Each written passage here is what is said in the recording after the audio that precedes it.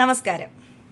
ഒരു ന്യൂസ് ഞാൻ കണ്ടേ, ഇച്ചിരി ഒന്ന് കേൾപ്പിച്ചു തരാം. കൺട്രോൾ റൂമിലേക്ക് യാത്രക്കാരൻ എന്ന പേരിൽ ഫോൺ ചെയ്ത് ഗതാഗത മന്ത്രി കെ ഗണേഷ് കുമാർ കൃത്യമായി മറുപടി നൽകാത്ത 9 കണ്ടക്ടർമാരെ സ്ഥലം മാറ്റിയിരിക്കുകയാണ്. കഴിഞ്ഞ ദിവസം തന്നെ വിഴിഞ്ഞത്ത് ഒരു പരിപാടിയിൽ പങ്കെടുക്കുക കേട്ടല്ലോ. അപ്പോൾ നമ്മുടെ KSRTCയുടെ നമ്മുടെ എൻക്വയറിയിലേക്ക് നമ്മുടെ മന്ത്രി ഗണേഷ് കുമാർ സാറ് ഒരു മിന്നൽ പരിശോധന നടത്തി. യാത്രക്കാരനെന്ന് പറഞ്ഞിട്ടാണ് സാറ് വിളിച്ചത്. കാര്യങ്ങൾ വ്യക്തമായി പറയാതെയും ഡ്യൂട്ടി സമയത്ത് ഫോൺ അറ്റൻഡ് ചെയ്യാതെയും ഇരുന്ന 9 കണ്ടക്ടർമാരെ സസ്പെൻഡ് ചെയ്തു. ജോലി പോയതിൽ സന്തോഷിച്ച് പറയുകയല്ല കേട്ടോ. KSRTCയിൽ നിന്നും വളരെ മോശമായ അനുഭവം പേഴ്സണലി എനിക്കും ഉണ്ടായിട്ടുണ്ട്.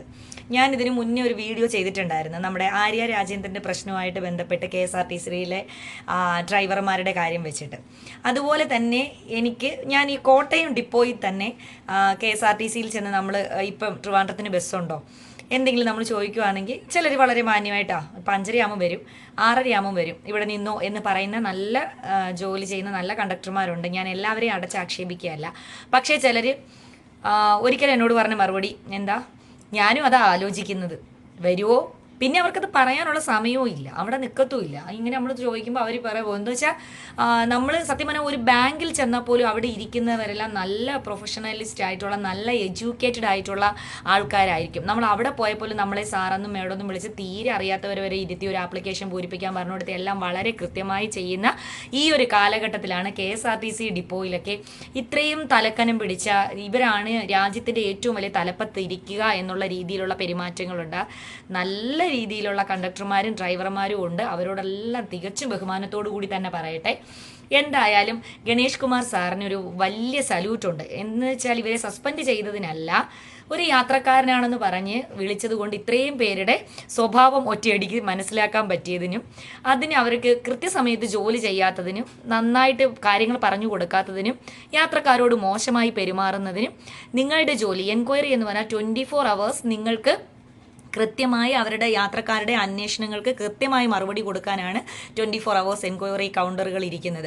അതുപോലെ തന്നെ നമ്മൾ ടിക്കറ്റ് എടുത്ത ടിക്കറ്റിനകത്ത് പോലും എൻക്വയറിയുടെ അല്ലെങ്കിൽ എമർജൻസി നമ്പർ ഉണ്ട്. നമുക്ക് അതിനകത്ത് വിളിച്ച് എന്ത് സംശയം ഉണ്ടെങ്കിലും നമുക്ക് ചോദിക്കാം.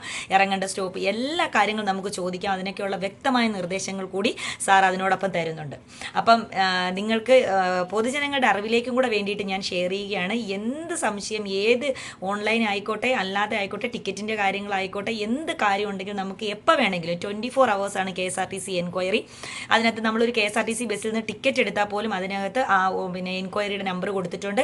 അതുപോലെ തന്നെ ഇതെല്ലാം തന്നെ ഒരു 1 ഡിജിറ്റ് സംവിധാനം ആക്കാനും ആക്കാനെന്നാണോ എന്ന് എനിക്കറിയില്ല, ആക്കാനുമുള്ളൊരു സംവിധാനം ഒക്കെ മന്ത്രി ആഹ്വാനം ചെയ്തിട്ടുണ്ട്. അപ്പം ഇതേപോലെ തന്നെ ഓരോ ഡിപ്പാർട്ട്മെൻറ്റും ഓരോ മന്ത്രിമാരും ഉണർന്ന് പ്രവർത്തിച്ചു കഴിഞ്ഞാൽ നമുക്ക് എന്ത് ചെയ്യാൻ പറ്റും?